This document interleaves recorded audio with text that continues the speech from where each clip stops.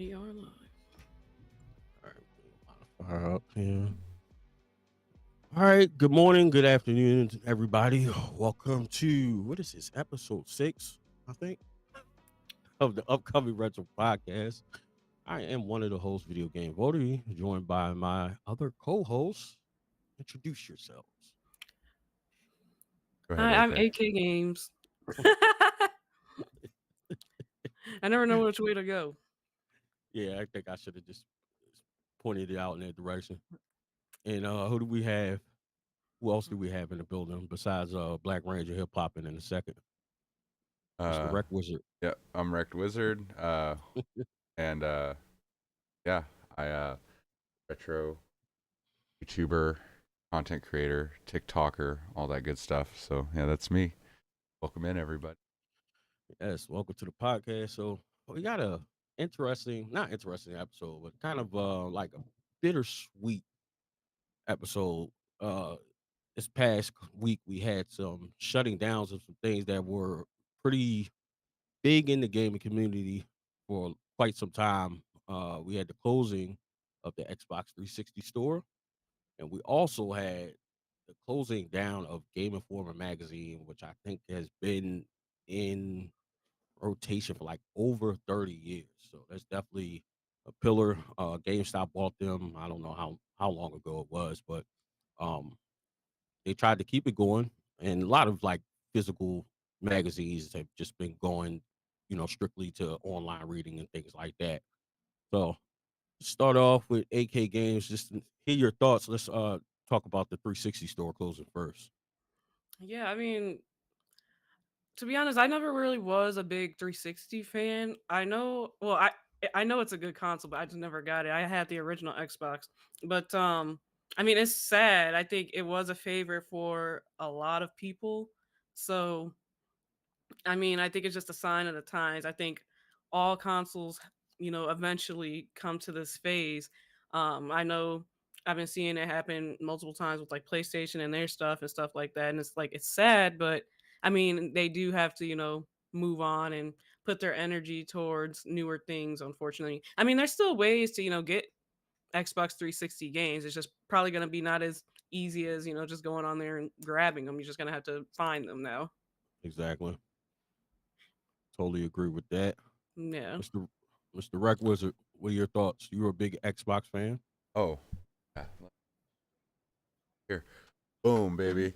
This is my very first Xbox 360 I ever owned. This was mine and my brother's. We got this Christmas morning. Your Halo 3 released. Got it signed by Jen Taylor, voice of Cortana, and the voice of Steve Downs, voice of Master Chief. So I've held on to it all these years. Yeah, I'm a huge Xbox 360 fan, huge Xbox fan in general.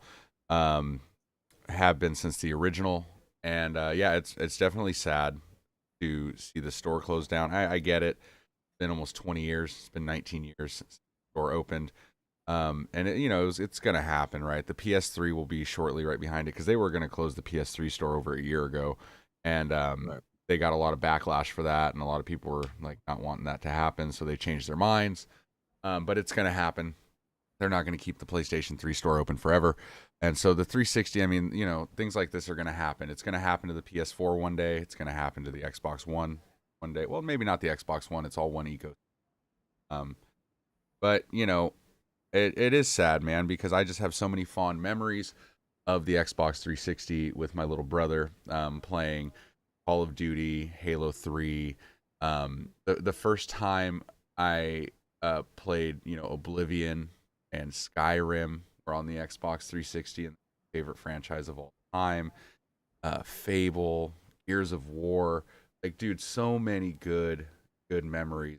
And the Xbox 360 revolutionized online gaming on consoles. Like, yes, we had online gaming, technically on the Dreamcast, and you had it on the PlayStation 2, original Xbox. But though, online gaming on a console back then, it was just it was in its infancy. It wasn't great. The 360 really perfected it with Xbox Live, and there were just so many good games, so many good. it's sad to see it happen, but it was bound to happen. But Yeah. you know, but what does that mean? I think collectors now too as well. Yeah. So as far as my thoughts on it, it's like I'm a physical collector, so it didn't matter to me. To be honest with you, I'm sure some people were upset because they had already gone digital and stuff like that and purchased the games digitally. But as far as I'm concerned, like you know, I guess in essence, it's a signs of the times moving forward.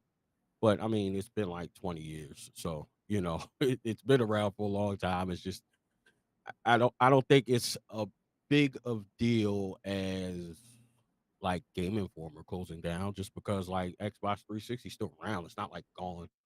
You know what I mean? So it's just you can't buy stuff in an online store. I don't know how many people are still doing that, especially with Game Pass. I don't see Game Pass is loaded with a lot of like older games. So Yeah, I mean, I think just like you said, it's good for collectors. That's why I still buy physical games. Like, I will never stop buying physical games as long as they're making them. I will still buy physical games, and I will ride or die for that. Like, yeah, I will like buy some games like mhm, through like just online and stuff, and that's just for convenience. Like, and sometimes they have sales and stuff like that. But yeah, if it's a big game that I know I'm gonna like, and it's gonna be released, like for instance, God of War Ragnarok, like. I was so hyped for that game. Like I pre-ordered it and stuff like that. I knew I would love that game, so I made sure to buy the physical edition and not just buy it right, online. You know, and so yeah, I think it's a sign of the times. Yeah, and I think it's not so much, because yeah, I mean, how many people buying digital on the Xbox 360 store in 2024? Probably not many. I think it was more of it kind of is just a symbol type thing, like symbolism, right? Like the 360 is 20 years old. The nostalgia behind that console for so many people. I think it's just the idea of it closing, like a final goodbye, I guess, to the 360. Yeah. Because yeah, you can play a lot of these games on Xbox One and Series X on Game Pass, but there's a mhm, lot that you can't. There's a lot that aren't backwards compatible. And it's just I think it's more of just a kind of thing. Stores closing down, that era, that that book has closed, and we're moving on. And for us around our age that grew up, for me, sixth and seventh generation, huge for me. That was my high school years with all my friends, and it was just now it's like, man, I feel old. It's like now those consoles are moving into the retro thing because they're 20 years old. Like to say that the Wii and the PS3 and the Xbox 360 are 20 years old, that's nuts. That's nuts. It's Mhm. it's crazy because it feels like yesterday I was playing Wii bowling and playing Halo 3 with my brother, and you know what I mean? right, Like, and it's over, yeah, it's gone, it's done. And yeah, it's just kind of sad, man, but it like you said, it's time bound to happen. Nobody's buying games. And yeah, all these videos I saw from YouTubers like games you should buy on the store before it closes, and it's like eh, I didn't. I didn't like rush to go buy these games because I'm like, number one, I'm a physical collector, but like I'm kind of looking at it like, well, if you didn't buy these games digitally, I think the only thing that really would have mattered to me, but I didn't pay that much attention, is like maybe I would have wanted to buy some DLC for certain games that I already own physically, right? Because you can't buy DLC anymore either, right? So like if I have a ton of 360 games physically, and like maybe there's like one that like I start playing and I'm like, oh man, that would have been really cool to get the DLC for that because it's like more missions or more whatever, and now I right, can't, like I'm stuck with the base version. That's why like when it comes to collecting, you guys, if there are games that like are like either special editions or certain like platinum hits that have the DLC built into them, you watch the price go up on those, right, because the only way to get that DLC now is going to be the games that had it included on special discs or certain discs. Like those ones are going to start to climb in price. Like the Naughty Bear Gold Edition has all the Naughty Bear DLC on it. That game is it's already going up. It's like a $60 game already. Well, Um, that's if because I know some of them like included codes right? There was like a portion that you had Mhm. to download, but some of Yeah. it is on disc. So I Yeah. guess um that's definitely going to play a role in as far as collecting. RectWizard touched on that. I think that could be a segue into that question. I want to know what you guys' thoughts on its impact on retro video game collecting. We'll start with AK. I mean, I think it's just gonna enchance it. I think more people are gonna just be out looking for Xbox 360 games. I think that's the only way it can go, especially if they still want to play it and Right. find more games for it. I think that's the only way to go. Um, and maybe maybe it will start like bridging the gap between people who aren't collectors. Maybe they'll start collecting. Who knows? And Yeah. maybe it'll like while they're looking for Xbox 360 games, maybe they can also start looking into like the PlayStation games and stuff like that. So Yeah. I think it's a good segue into collecting if Absolutely. people want to start. Yep. What do you think about that, Rec? Like, I mean, you touched on it a little bit, but with the 360 store closing down, how do you think that's going to impact retro gaming Uh, the game. collecting?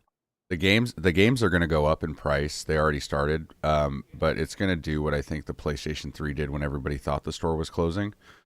Um, it might be a little different though because the store didn't actually close. But prices are going to get stupid, and then they're going to taper off and come back to reality. Yeah. That's how I feel it's gonna. That's how I feel it's gonna go. But there are already games that are astronomically high that like literally went from like a $10 or $20 game to like a $200 game. Like it seems like within a year. So now that the store is closed, we'll see what happens. Everybody thought that like the Wii U and the 3DS library was gonna become insane. And yeah, it went up a little bit, but overall it didn't really go that crazy. The 3DS not yet, but the Wii U like doubled. Yeah, but Like, look. yeah, but the Wii U's come down though. Like now that the Yeah. hype behind it is gone. Like, oh my god, you got to get these games right now, and everybody's buying them, and the freaking price skyrockets. And then the store has been closed for over a year, and now, yeah, there are some games that are going to stay high. That's just the reality of like any console. But the prices have come back down to more normal levels. Like, look at Devil's Third. Devil's Third was like a $400 or $500 game. Now it's like $250. Right, like Yeah, but it started at 150.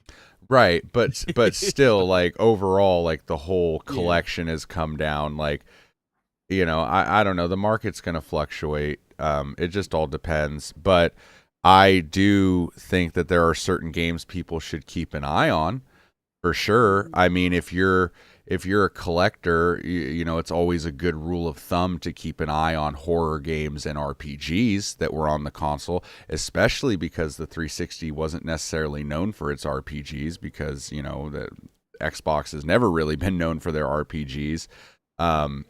But I do have a couple games that, if you're interested, I can breeze through them real quick to, just kind of show you guys the ones I'm thinking could potentially shoot up in price. No. Games like Blue Dragon, Akira Toriyama, rest in peace. You have Resonance of Fate, which is another big one that was a good RPG.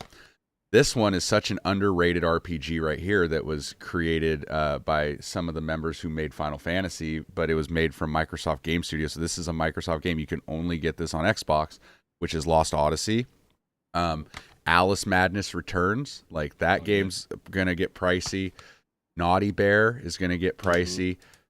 99 Nights 2 has already shot up in price. Records of Agarest War and Records of Agarest War 0. Like, dude, I got a sealed copy of Lollipop Chainsaw. Like, Magna Carta 2, another RPG on the console. Like, a lot of these people haven't even heard of because, again, Xbox wasn't really known for their RPGs.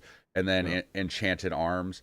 And there's other ones, like you'll never see games like Halo, right, or Gears of War shoot up in price. They just won't. Like Fable's not going to, the Elder Scrolls games aren't going to.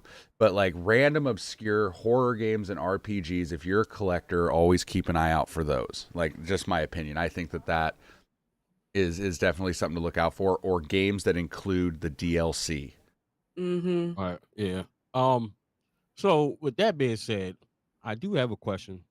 It's going to be like a double question. I'm trying to think if I should just split them up into two. But do you guys think that when these stores have their closing, does it create a false sense of FOMO, fear of missing out?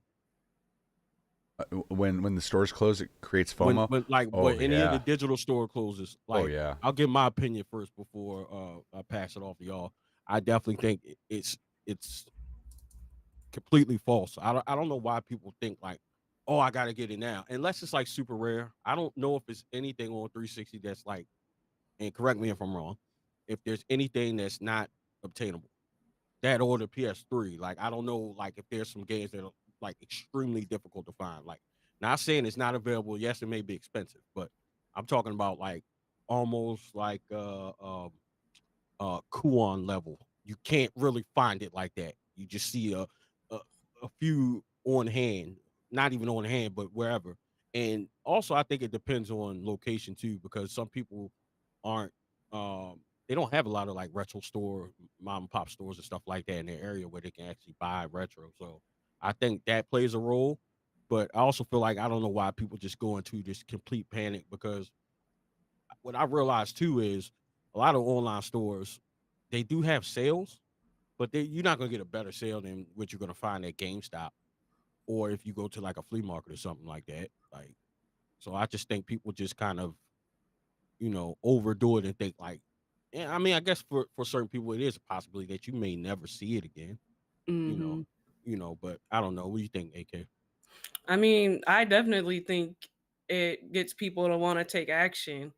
I'm surprised they don't kind of give it a longer window. I'm not sure when they announced that they were going to close it, but I know it did close like July 29th or something like that, if I'm correct. Um, and I know I didn't hear about it until like almost around that time. So I'm surprised they don't give it like a longer window so people will buy more because you would think Right, that's what they want. But I definitely think that like it gives us people or gives people like a sense of urgency like okay like I need to get this game like right now or I'm never going to see it again because the fact of the matter is like not a lot of people are collectors and a lot of people aren't willing to like actually go out and look for games anymore because people I don't want to say they're getting lazy but I mean people have like different preferences of how they want to play the games. A lot of people don't want to get up and put a disc in, so I mean yeah it doesn't surprise me. right. Yeah, I agree with that. What do you think, Rec? Um, you know, as far as FOMO goes, like honestly, I don't know. I think it's maybe it's just all hype, dude. Like, Yeah. Yeah, because it's yeah, like realistically, like when everybody was hyping up these 360 games, man, like I'm gonna give it away, but I'm gonna say I went to GameStop and like was like, "Hey, you got 360 games?" And like a lot of these games that were going up in price, they just had at GameStop for like normal price. Like like for cheap, and I just grabbed some of them. Like one that I grabbed that was notable was like the Jurassic Park game. It's already a $60-$70 game, and I picked it up for like $20 at GameStop. Like um so like and three here's the thing. 360 is still easy to find, right? mhm, Like it's not like finding like even older consoles like maybe NES or Super Nintendo out in the wild. 360 games are still going to be at every flea market, at every yard sale, at every GameStop. Like they're just everywhere. And a lot of normal people that aren't like collectors or like resellers, they don't know that their 360 games are going up in value, so they're still trading them into GameStop. They're still selling them at their yard sale for $1 a piece. Like because it's still so fresh and so new. It's not like the Super Nintendo where it's like, "Oh, this is really old. This must be worth money." It's like, "No, dude, 360 is like still kind of relevant. I can play most of these games on my Xbox Series X." So it's like, right. you know, there are a couple games that are going to stay high and be expensive. Every console has their rare games, right? But Yeah, like, for the most part, like right now, I feel like all this FOMO and everybody's like, I got to rush out and buy all the 360 games. It's kind of like artificially inflating the market. The market will eventually like the hype will die down. Nobody will care anymore that the three. I don't think people even really care now. It just closed, and it's like nobody's talking about it really because it's done. It's over with. The YouTubers made their videos. We're moving on to the next thing. And like these prices will eventually come down. Some things will remain the same. Some things will get rarer and stay high. And then there will be, of course, the hidden gems, right? People are going to come out with their videos and be like, these are the 360 games you didn't know about that are hidden gems. And like, you know, Metal Jesus will skyrocket some random shitty game to like $1 million. Just kidding. Love you, Jason. No, but we get a lot of blame for that, by the way. A lot of YouTubers get blamed for that. Like, oh, they talk about this game and then it's so expensive. None of us can get it. And it's like, yeah, but they're just telling us a good game. Like I appreciate those videos because like those videos are dope because they're games that you would have never bought and heard of anyway. So why do you care if they made a video about it? But I think it's all FOMO. It's all the hype. Yeah. Once the hype dies, the prices will start to settle out and get back to more normal. Yeah. I don't see I don't know why it creates so much hype, honestly. Just because someone's saying, oh, this store's getting ready to close down or whatever. Like, okay. Because what? Like, you know what I mean? Well, I think a lot of that probably has to do with like if you don't buy, you know, whatever, pick a 360 game that's not backwards compatible on the Xbox Series X because there's quite a few, right? Let's just say, you know, because there's like a couple thousand 360 games. Like the 360 library is bigger than the PS2.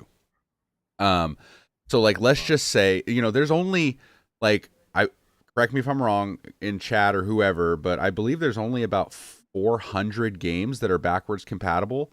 Compare that to a couple thousand that are available. So if you didn't buy it digitally, dude, the only way you're playing that game is you got to go out and find a physical copy. And I think that's why, obviously, why the prices shoot up, right? Like again, games like Fable that are on Game Pass will never go up in value. It's going to be a $5 game forever. Right. But then that random JRPG that you didn't pick up on the store digitally, you can only get it physically. Now that game is an $80 game instead of a $10 game because that's the only way you're going to be able to play it because it was either delisted or it wasn't put on. It's not on the backwards compatibility list. And the only way you're going to play it is on 360. And that's it. Right. And the same thing's going to go for the PS2 or PS3, and that it's going to go like that for every console forever until they stop making physical games. It's just how available is it to you? If you can't play it digitally, what are your options? Well, my options is I got to buy, if I can either emulate it or I can buy this $300 copy of this game. Like that's kind of your options. And I think that's why there's so much FOMO. And I think a lot of resellers hype that FOMO crap up. Because it's like, you know, they want to inflate the market. They want to jump these prices up. Like this random racing game that was a $5 game forever is now a $250 game. Like something Inertia. I forget what it's called, but it was like a $10 game and now it's like a $300 game. It's like, why? Like I would never buy that. Speaking of that, I got a question for you guys. Yeah. Who do you think is more responsible for FOMO? Content creators or resellers? My answer is resellers. Because all content creators do is talk about, oh, I think this game is cool. They're not saying the game should cost this much money, right? And maybe in certain instances, you may say, like, if it's like limited run, I know Jason got a lot of flack for that. What was that bird game or whatever? But it is limited run. So technically, it wasn't lying. So it's only going to be a limited amount of copies. But all these other games that so-called, you know, go up in value, I think that's resellers doing that. I think to it's find a reason to justify it. But go ahead, AK.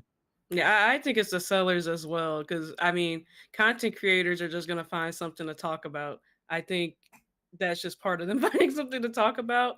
I think they're just trying to get as much money as they can, but kind of like Rex said, I think it's all gonna equal out eventually. I think they can only do it for so long, especially I think the people who are like really dying to get the game, they're gonna do it like pretty fast. I don't think they're gonna wait that long because I'm sure people are gonna be scared that like it's gonna like sell out or something, or they're not gonna be able to find it. But yeah, I think it's definitely the sellers. But You know, honestly, it there are some YouTubers that will openly admit, like, hey man, like I was partly responsible for that game shooting up in price, right? Like the bigger YouTubers, like Adam Korlick. Me and Adam Korlick have had a conversation where, you know, we talked about that, and he was like, there was one game I couldn't tell you, what exactly it was. But there was a game that he said that, you know, I was kind of responsible for this game that was like exclusive to something, and he like made a whole video about it, and it got like crazy views, and like the price shot up on it. I think it kind of goes one of two ways. Like, I think resellers who basically they cast their hook, right, and they see what bites, right? They buy a game, they put it on eBay, and they're like, I'm going to ask this much. And if one copy sells, then the next reseller sees that on eBay. Mhm. And they go, Exactly. oh, well, that copy sold for $60. So guess what? Right. Let me try to get 70. And then that $70 copy sells because there's no other one out there on eBay. Then the next guy comes and goes, ooh, he got 70. I'm gonna try to get 90. And then that's where it starts. These resellers are like, I'm gonna get a little bit more, man. You give them an inch, they try to take a mile. They're like, I'm gonna sell it for more and more and more, and we're gonna see where this thing caps out, right? Till people just stop buying it. But I also do think that YouTubers, like big prominent YouTubers like Scott the Waz or Metal Jesus or like guys like that, when they make videos and they get tens of millions of views, they do play a role, but it doesn't always affect the game. And that's what people don't realize. Like, there's one game that ended up being one of my favorite games ever. It is so damn good, for the PS3, Dragon's Crown by Vanillaware. It is, if you liked Odin Sphere or you like their new Unicorn whatever game that they just came out with, you'll love Dragon's Crown. It was originally on the PS3. I learned about it in a Metal Jesus video, and he talked it up like it was great. So I went out and bought it. The game's like a $15 game. His video didn't make that game shoot up, right? So like, I think it's like hit or miss, man. Like, who knows? Like, I think it's a combination, a little bit of everything: availability, resellers, YouTubers, how much hype is around the game, like, and when is it going to take off, right? Because it's like, do people care about hidden gems right now because it's still so fresh for the 360? Or are people going to care about that 5 or 10 years from now, when, you know what I mean? Like, when people are feeling nostalgic and want to go back and play the 360, it's a weird thing. But I wouldn't solely blame any one entity. I think it just plays a role of the availability of the game. Content creators and resellers, but I think resellers play a big role because they play that eBay game where like they're trying to stretch every dollar. Yeah, I'm gonna put it more on the resellers. I'm gonna say this because who's to say that resellers watch content creators all the time? That's number one. Yeah. So you Right. know what I mean? I don't care how much they talk about it. The common collector probably isn't a reseller like that to say, oh, he's talking about it, and who cares what? And it's not any disrespect to any of the other content creators, but who cares what they say? That doesn't mean because he says it's good, yeah, I'm gonna go sell it for this amount. And I wouldn't be surprised if it's people resellers that do little things, because I feel like I've seen it on eBay where they will buy it from themselves just to say it's sold, because that's all it's going to take. Oh For yeah. the because you're going to do a search. Last one sold for this price. Same thing on Amazon. Last one sold for this price. So Yeah. that's what they're going to use, and they're going to use that to justify it. I genuinely cannot believe people buy. Oh, go ahead. No, it's just welcome in White Ranger. What's up, dude? Hey, did you drop a lung or what, man? I dropped a whole lot of stuff. I feel that. Yeah, we had some Caribbean food real late night, and that junk was just having a parade inside my body, and it wanted to get out. But it's all good. Hey, everybody, excuse my tardiness. Some things had to be handled, and they handled now. I'm glad You look we like got you didn't Bobby wash your Brown. hands. We got Bobby Brown up here hosting this today. It's nice to see you. Thank you. And the newest addition to the upcoming retro podcast, Mr. I didn't wash my hands. Let me smell his fingers. Oh, It's not great though. See? Smells like unsanitary activity. I do love Caribbean food though. Caribbean food is bomb, dude. It is, until it plays the steel drums inside your belly.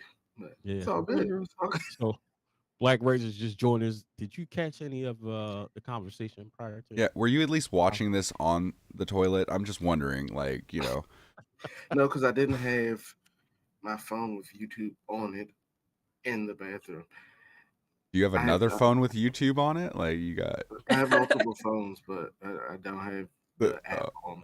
First of all, that's a number 2 violation, bro. Like, who doesn't? I don't. if I go in the bathroom to go do a number 2 and I don't have my phone, I'm leaving out to go get it. Yeah. No, Yeah. I'm I just had saying it. Like I don't had know nobody a who ain't doing it. phone. I had a phone, just not the What were one you? with you. What were you playing? Snake from Nokia? Yeah. No, Minesweeper, of course. It's like not. Fucking. No, Oh. I didn't take it because I knew if I took it, that meant I would be in there longer, even though it was Oh still my. quite a time. That's kind of So I true. was trying to cut back the time. So it all just Speaking of filters which, through. we're gonna open up a fun conversation as we talking about that. How many people have caught in cramps from sitting on the toilet way too long? What? Who? Man. I mean, it happens. Not to me. Yeah. Bro. Not me. Look, we're getting old, dude, because I've gotten cramps in the middle of the night just sleeping.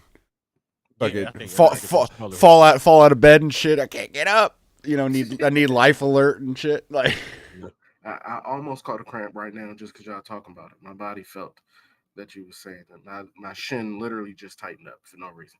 yeah, nothing worse than a Charlie horse waking up to a Charlie horse for no reason. No, you're just laying there minding your business, and it's like, No I'm worse. gonna mess you up today. Yep. You got to walk around the house, trying to stretch your leg out, stomp your leg, shake your leg. Wife's like, your leg. "You all right?" I'm like, "Yeah, I'll be fine. Good." It's one of those type of pains like, don't talk to me right now. Let it go away first. for sure. All right, so we were talking about we actually talking about who was more responsible as far as driving up prices of games. Content creators or resellers. And I pretty much I blame resellers more than I blame the content creator. What do you think about that, BlakRanger? I do. I blame. I think both sides have some of the blame. However, uh, I definitely do believe it's the resellers because they put it out there for those prices. Mm-hmm. Resellers are actually checking what resellers who aren't content creators, I'll say, are checking what these large content creators are talking about or what's big in gaming. And I'm like, all right, I know I can get more money for this now. There's stuff that even if it's like, oh, this isn't happening anymore, it's not even that big of a deal. It's not a good game. It's not even in low or high demand, but they just like, I'm gonna just put it out here for a high price and see if somebody gonna buy it. And they will. That even if you look at eBay and stuff like that, you'll have one that sold for $3.86, and then one that's like $49. Like, yeah, $50 is a normal price for a game back when we was growing up, but to go from $3 to $50 is crazy, and that's how I think the only thing that wasn't driven by like the reseller so much might have been like NCAA 14. That Yeah. was a lot because they were not making the game anymore. And then the hype just kept getting more and more. They're gonna come out with one next year, and they still didn't do one until this year.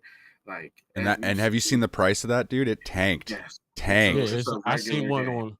I saw one on Marketplace for like $20. I was like, wow. Yep. Yeah. But here's the thing though, like if you didn't buy it for that high end price, you're good.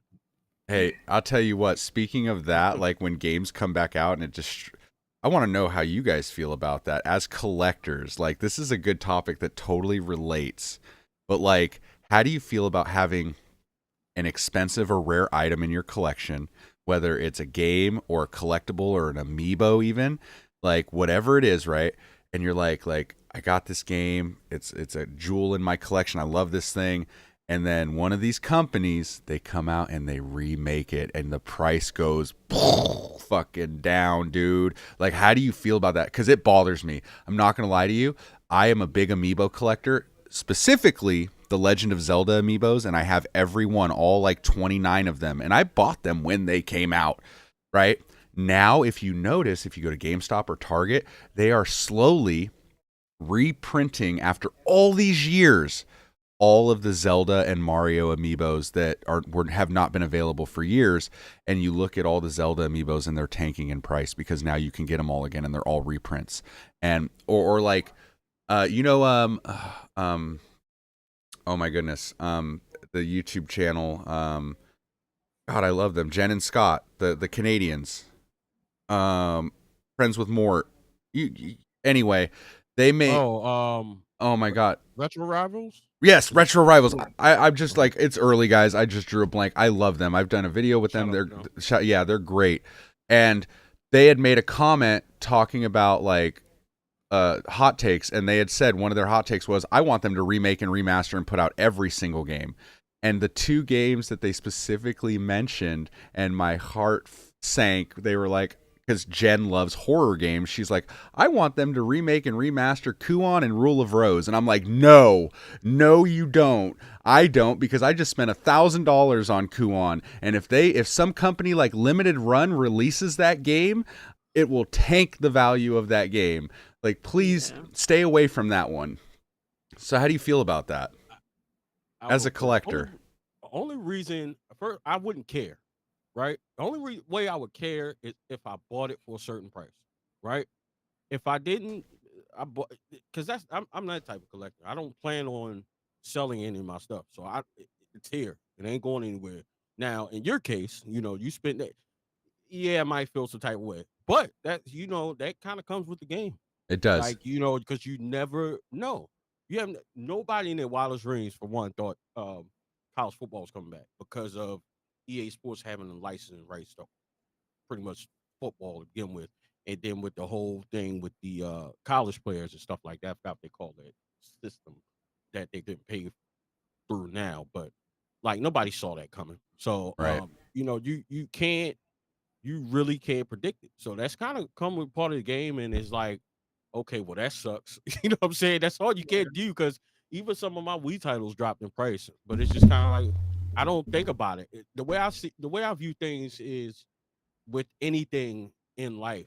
Like, once I spent the money on it, it's gone, bro. Like it's accounted for. You know what I'm saying? So it's not like I'm a reseller. I know what I have. That old saying, like, well, it doesn't matter. That money's gone. So if I've sold plenty of things in my collection where I'm just like, all right, I'm just gonna get something for it. Yeah. And I'm okay with that. I've taken a hit. Yeah, it's already paid already. But like these money's gone. These are them that I was talking about. They re-released the Wolf Link Twilight Princess one. They got Ganondorf here. Like, these 2 particular amiibos were from Smash Brothers on the Wii U. That's how old and long ago these were. These were like the first line of like Zelda amiibos, like part of them, right? And I saw these in Target like a few weeks ago, and I'm like, no, why? But like, okay, so I bought every Zelda amiibo because I was a huge Breath of the Wild junkie. Like, and all of my Zelda amiibos are actually opened. Like, I play with them. I use them in Breath of the Wild to get all the cool special items, like, because I'm a super nerd. And like, I was the guy sitting there with every one, 30 of them, scan. And then I would do like the little time jump glitch or whatever, and then scan them all again, because you can only scan them once a day. And I would just do it over and over with like 30 amiibos on my lap. And my wife is looking at me like, you're such a big kid, dude. Like, really? So like, the reason I bought these is because they're re-released, right? And I'm going to keep the re-released ones sealed. But like, I do play with the amiibos. Like, other than the re-released ones, I don't have a single amiibo that's sealed, because I actually play with them and I use them. But no, like, I could see companies like Limited Run, which I love what Limited Run does, guys. Like, I think that them and other companies like Super Rare and all them, I think those are great companies. I think that they really come out with some cool stuff. But there are certain games, just for me personally, please stay away from, because I did drop $1,000 at Kuon with French and Marcus there at SoCal. Limited Run, please remake Kuon. If they re-release Kuon with extras, yeah, like, oh yeah, now you can buy Kuon remastered with a bunch of extra stuff for $50 or something, I'll die, dude. Like, because you know that $1,000 is gonna freaking tank, dude. But I could see them doing that, dude. Games like, because the PS2, that era is starting to become stupid popular, because now we're all like really nostalgic for the 6th and 7th generation. Dude, Limited Run and Super Rare, I could see them making a Rule of Rose, a Haunting Ground, a Kuon, like the really obscure, like weird ones, because they do that already. And they're starting to move into that generation where they're going to start picking apart those games. And I'm like, please don't. Because look, my wife about a year ago had bought me Paper Mario, 1,000 Year Door on GameCube as a gift. It was like a $120 game or a $100 game. Well, the remake just came out for the Switch, and now it's a $60 game. Like, it literally cut the price in half just from the release of that game. So, I mean, if you're a collector who doesn't sell your stuff all the time, you probably don't care. So I don't know. Mhm. Yeah. Any other thoughts, BlakRanger? Uh, I'll say, as the collector part of me does be like, hey, that would suck to see, because a part of the collection, one is being able to display everything and just having it look cool. Another part of it is to be able to look at the inventory and be like, it's worth this much, So to have that, take that big hit in the cut does suck, but it's also like, I don't collect houses, but I own one, and when the market crashes, I know it takes a big hit. So it's like the same thing. It's like Yeah. you buy with the intent of holding that value, but it can fluctuate. It, Yep. it can. Very And true. one thing I like about the re-releases or the remakes is it does give some of those people who didn't get the chance to originally have it or don't have the money to get it for that large price tag. It gives them a chance to get it. But I do say, if you're gonna do it like limited run and literally make it a limited front of them, to where those people who did pay upwards of $900,000 for a piece of history aren't fully losing that value. Can I give you a quick hot take though about that? Like honestly, and this is gonna sound, and it's only because I did buy a lot of these games.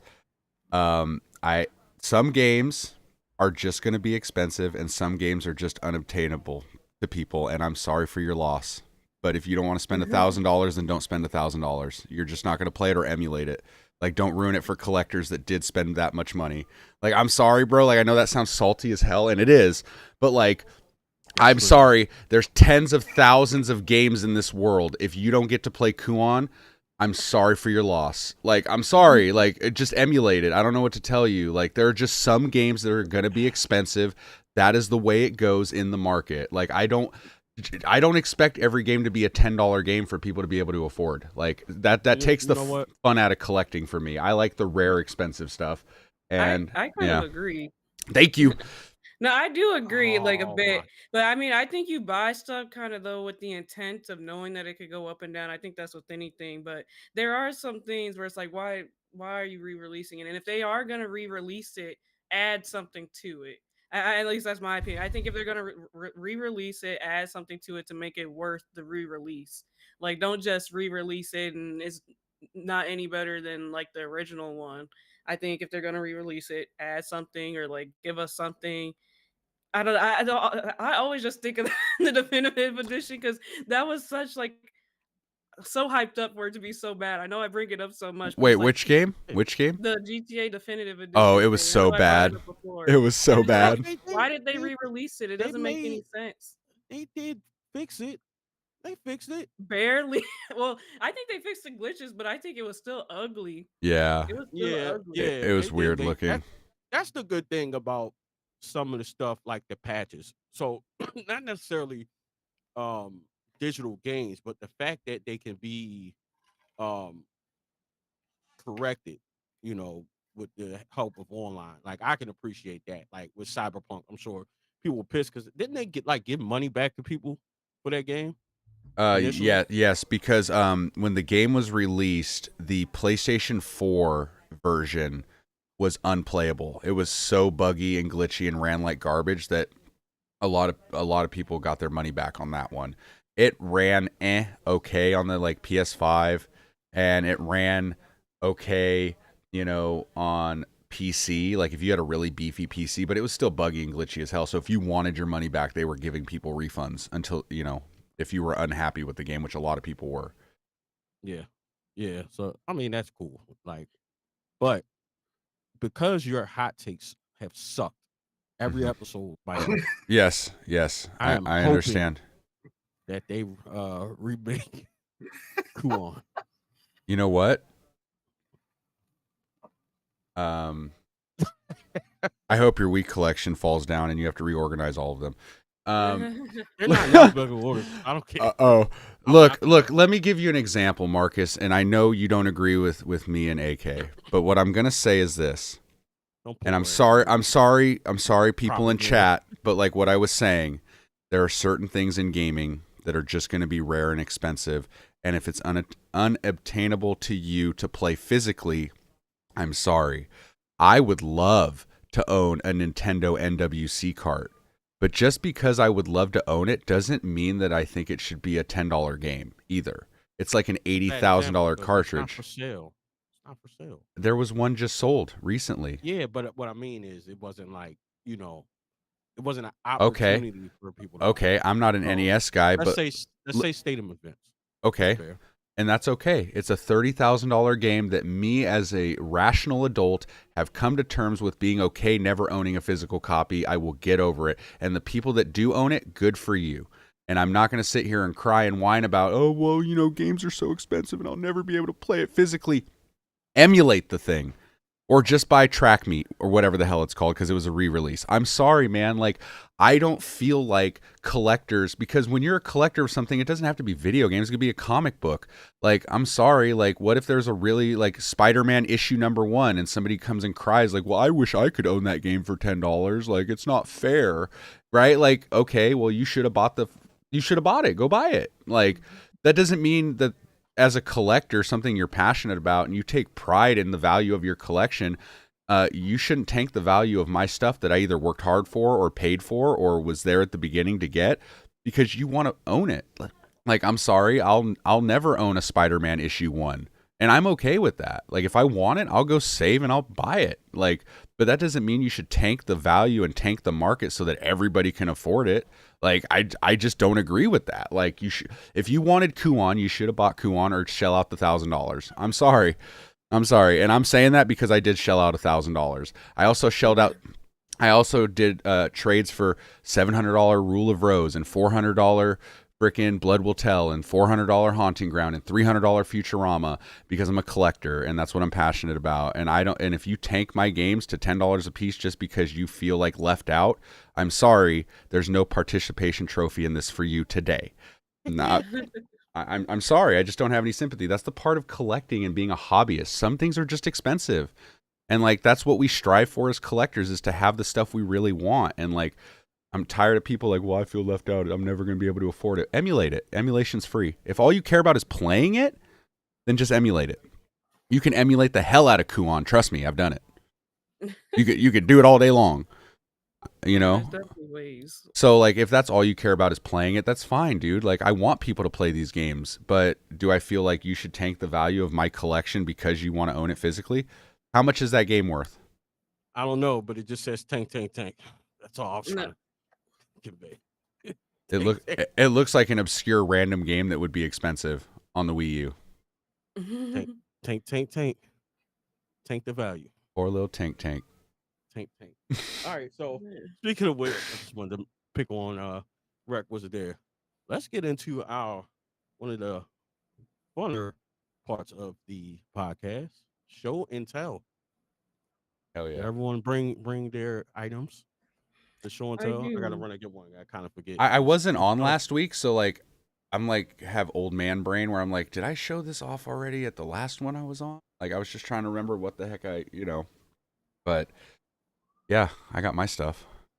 All right, AK, you want to start it off? Yeah, I'll show. I only have like a couple things. First I have Dead Island for PS3. I have that pickup, and then I have. Well, this game is kind of big to me because I grew up playing all of them. But SSX on tour for the PSP. Oh, nice. So yeah, I've been starting to get more PSP games, so I'm really excited to see that. Which SSX is your favorite, AK? Tricky. Tricky? I love Tricky. I love Tricky. A lot of people swear by SSX 3, and I'm not saying it's a bad game, but I'm a Tricky guy all the way. Like, yeah, it's so fun. Like the whole game is so fun to me. I love so SSX. good. All right, Mr. RectWizard. Okay. AK, are you done? AK? Yeah, I'm done. I only had a couple. Okay. Just Okay. wanted to make sure. I'll go through these quick. You guys know I'm going for the full PS2 set. So I got these. I guess you would say these are the most recent. I don't remember if I showed these three. I got Persona 4 with the bonus disc. I got Valkyrie Profile 2, another RPG. We got Wild Arms 3. And then these games here, a buddy of mine is a manager of a GameStop, has been forever, and he's a big collector. And these were some of his doubles that he like offered to me. He was like, "Hey, dude, these are the doubles. You want them?" We got Crash Nitro Kart Racing. Okay. We've got this one. I'm excited. I love old fighting games. Street Fighter Alpha Anthology. It comes with all the Alpha games. Alpha, 1, 2, 2 Gold, 3, and Gem Fighter. So then we got this one, Beyond Good and Evil. Okay. We got Ace Combat 5. And then we got Crash Bandicoot, The Wrath of Cortex. And then the last thing I wanted to guys, and I'm sure some of you saw the video, I got this cool promotional box from Lionsgate Studio. They are making the Borderlands movie that comes out August 9th, and they reached out to me and they were like, "Can we send you a promo box? Would you do a video promoting the movie?"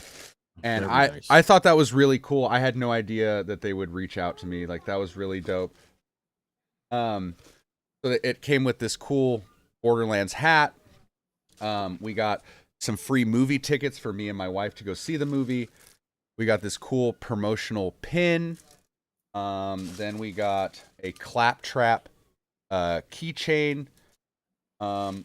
We got these Borderlands bunny ears. Say Borderlands on ears. And lastly is cool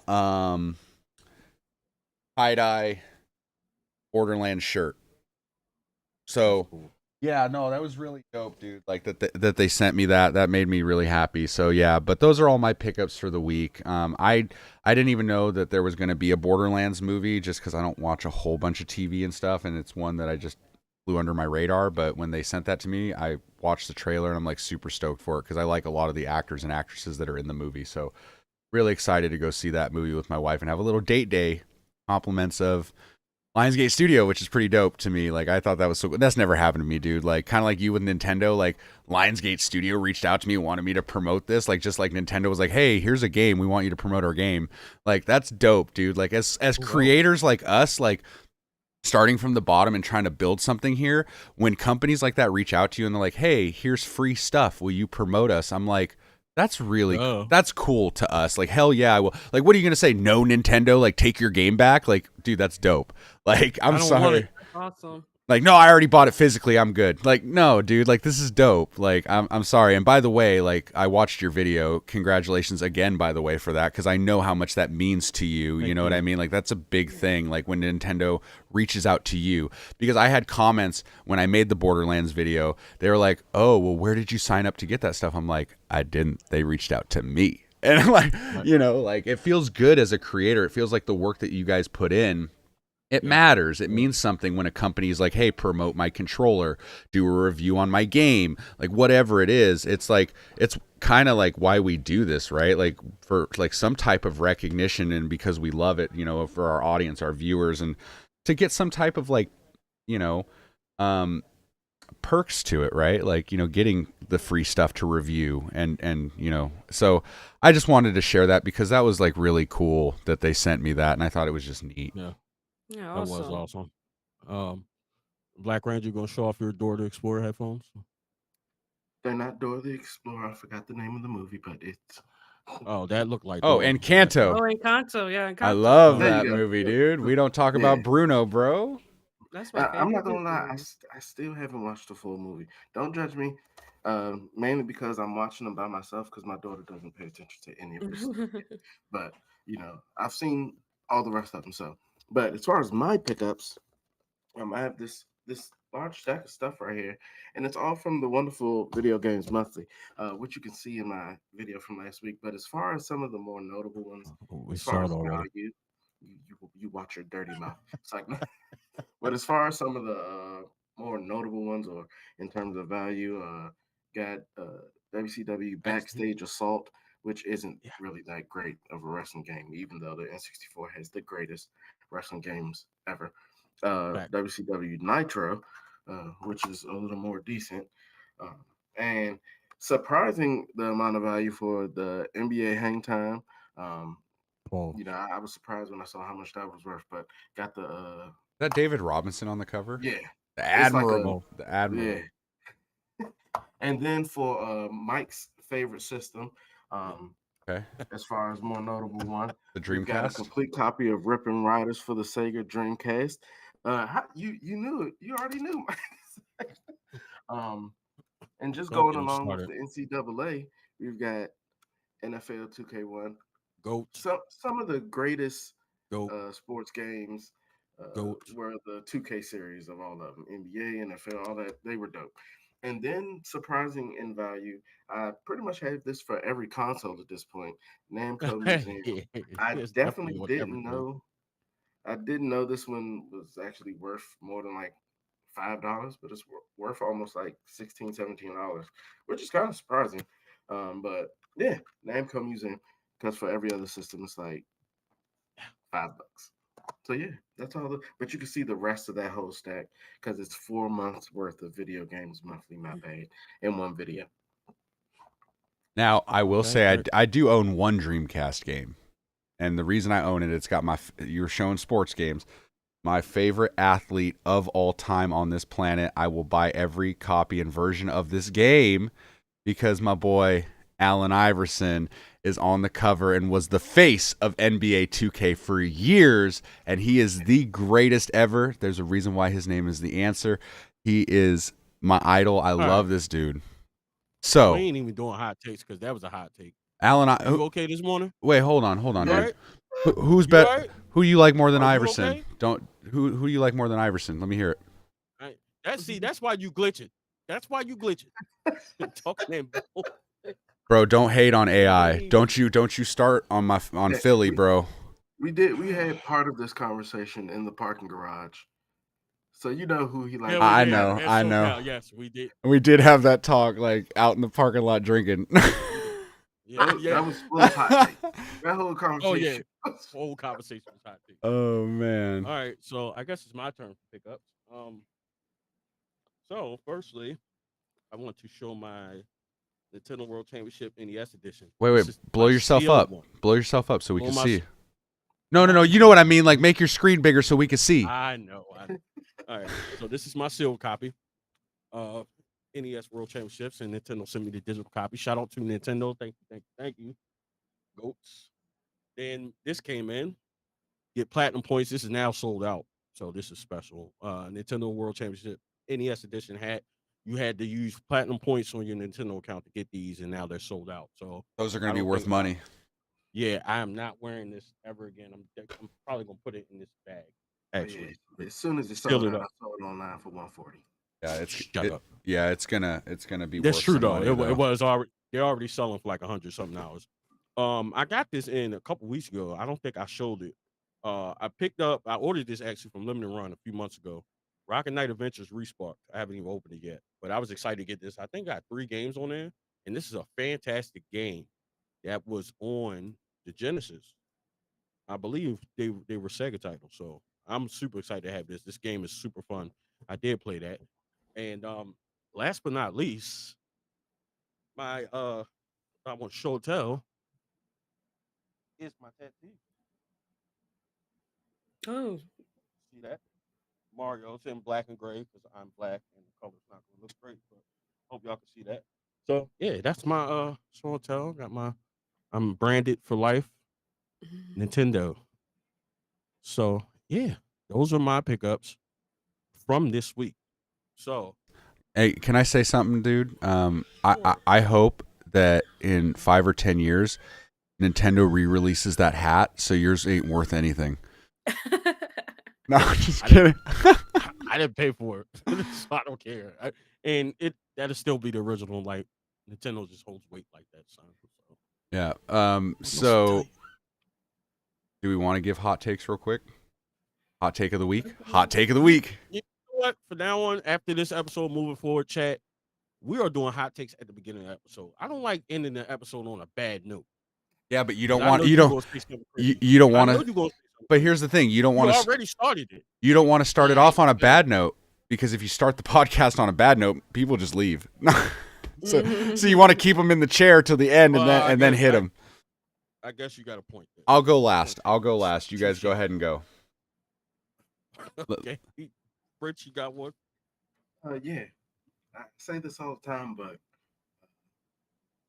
for me, my hot take, and I don't care how anybody else feels, as a collector going for a system they're no longer making games for, really, I don't care. Emulation is the same as buying repros, and I'm saying it. There we go. That's my hot take. I kind of agree. Just for the sake on the record. No VideoGameVotary disclaimer. does not, Everybody feels this way. It's like, nah. VideoGameVotary does not condone emulation What? by the real version. Is your Steam Deck behind you? Yeah. No, that's the Wii U. The real one. Nintendo. AK, what's your hot take? All right. Yeah, mine is kind of random. But I just wanted to say I think video game companies overdo the zombie games way too much, and I think more companies need to be original. I think, and I just say this, let me give a quick backstory because I took game design classes, and one of the assignments was to come up with, an original concept for a game. Over half the class made zombie games, and it's just a show because that's what's coming out so much nowadays. Like, so many companies are putting out zombie games. We have The Last of Us, we do have The Dead Island, we have, I don't know, there's a lot of them. I think just game companies need to be more creative with this concept of like the dead coming back to life. That's my hot take. All right. I don't really have one. I guess my hot take is I don't care that the 360 stores shut down. I don't care.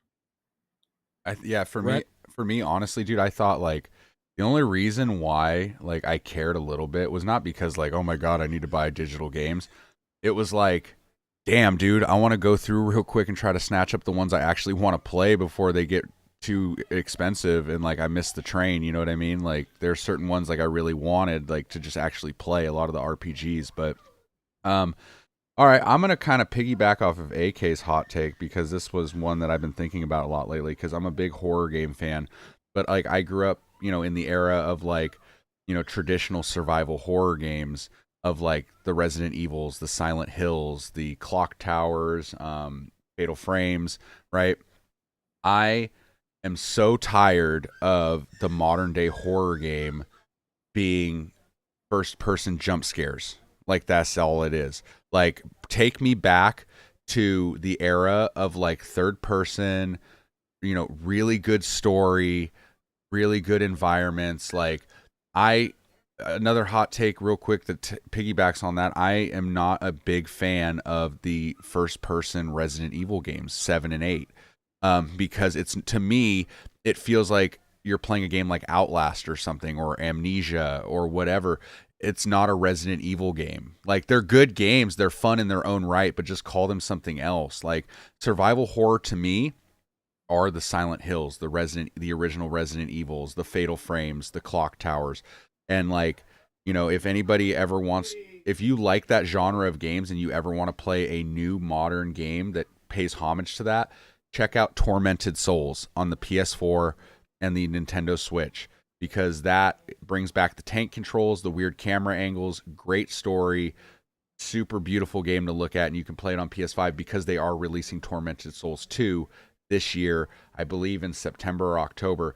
But I miss the traditional survival horror. I'm tired of every horror game coming out now being like made because you can make TikTok clips out of it, right? With the jump scares and all that. Like jump scares are fine, dude. Like I get it. But yeah, no, I miss the traditional survival horror. I'm tired of like the copy and paste jump scare first person horror game.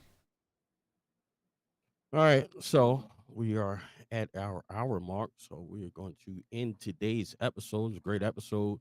So we're going to go around the podcast, let everybody know where to reach you, starting with Mr. BlakRanger. Hey, everybody. You can follow me on all my socials at BlakRanger, BlakRanger, no C. YouTube, Instagram, X, as they say, and Facebook. I'm just French, but I'll be there. And at a laboratory near you, AK Games. Yeah, you can find me at AK Games down here at the corner, spelled just like that. I'll be doing some before you buys coming up. I'm really excited about that, and I probably will be talking more about the Game Informer stuff happening because that's really near and dear to me. So I really want to touch on that. So yeah, you can find me there on YouTube, Instagram, TikTok. Mr. Wizard. Same. You can find me on TikTok, Instagram, YouTube, Threads, everywhere. I'm everywhere.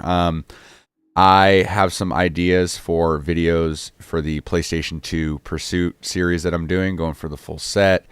I'm trying to make or come up with ideas for that series that aren't just me buying the games, but actually talking about a lot of the games and the historical relevance behind them, like why is Kuon $1,000, things like that. I also have some other videos planned that aren't PlayStation related, as far as like the 360, and I'll just be working on those things. So yeah, you can find me on all my typical socials. I post pretty much daily on almost everything. So And you guys can find me at VideoGameVotary. And yeah, that's gonna do it. So until next week, you guys stay safe, love on your family, love each other, and keep gaming. Bye, guys. bye guys, see you next Sunday. Bye, have a wonderful time.